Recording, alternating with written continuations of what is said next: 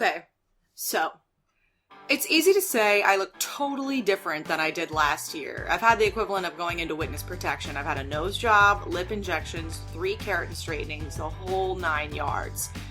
And I'm going to show you all of it. Seeing as it appears I didn't book the HBO show I was in the finals for, that's a name drop, I now have all sorts of time on my hands again during quarantine, especially because I need to be doing something besides my job at the gym to keep the existential despair away.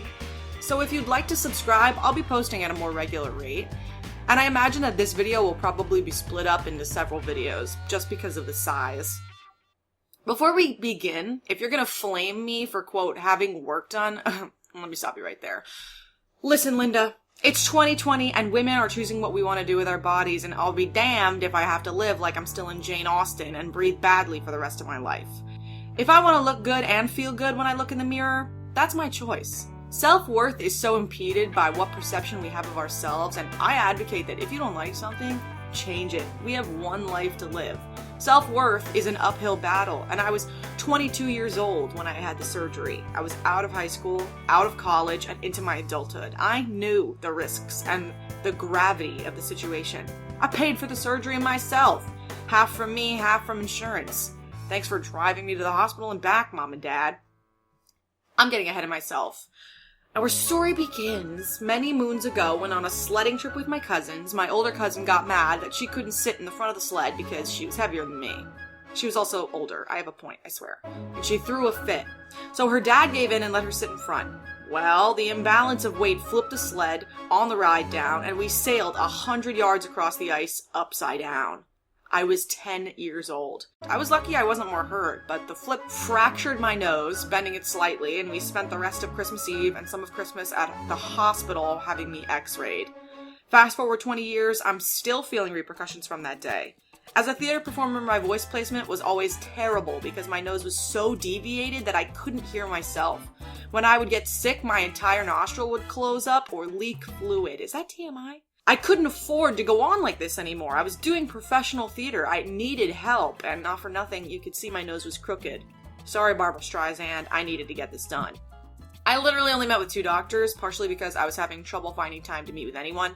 I was doing show after show and trying to keep my day job for extra money on the side, and my mom insisted on coming with me, so I had to find a day that worked for both of us.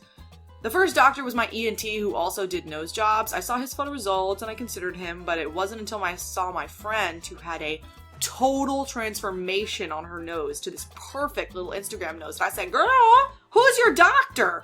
And she led me to the Holy Grail. She said, "Girl, Summit Medical Group, a mythical place in New Jersey where every kind of doctor lives in one building. So no matter what the procedure or the checkup was regarding, they had someone for you, and your info was already on file."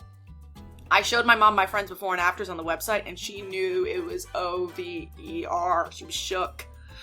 So we went to see Dr. Hyens, a slim salt and pepper guy who kind of reminded me of a character in Oron Host Club, but a lot more put together. He told me he was going to hook me up, but he also knew I was super deviated, and he wasn't going to touch that. That wasn't his jurisdiction. So he sent me to his partner doctor, Dr. Fleming. Well, Dr. Fleming's wall says, and I'm not kidding, when you walk in and look at the wall when you sit down, it says, MD-BS, University of Massachusetts, internship, Yale, and residency, Harvard. That's just Ivy League. What a flex. So we set up the surgery date. The day before my surgery, I was absolutely panicking. Okay, let's just be 100. The idea that you're going to look different than what you've known for 20 years set in. And also the doubts and the feeling of falseness. And because yes, those feelings do come. And at one point I even wondered if I was denying my ancestry by changing my very evidently Middle Eastern/Roman nose. But then again, it was bent anyway from childhood, and ethnic identity lives with you. It doesn't have to be evident. It's not for other people.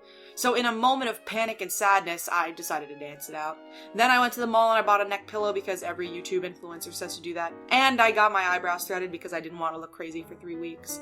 I didn't know quarantine would have me doing that for 6 months, but I was going to show up at 4 a.m. and be put in scrubs in the dark to lay on a bed until 7 a.m. when my 2 doctors would see each other for the first time in months, grab a cup of coffee together, and then break my nose together and take turns working on me. I also met the anesthesiologist who, to this day, I would like to break his kneecaps. Okay, more on that later. Sun coming up. Exactly where you said, right from that direction. Yep. Sun coming up in time for this surgery.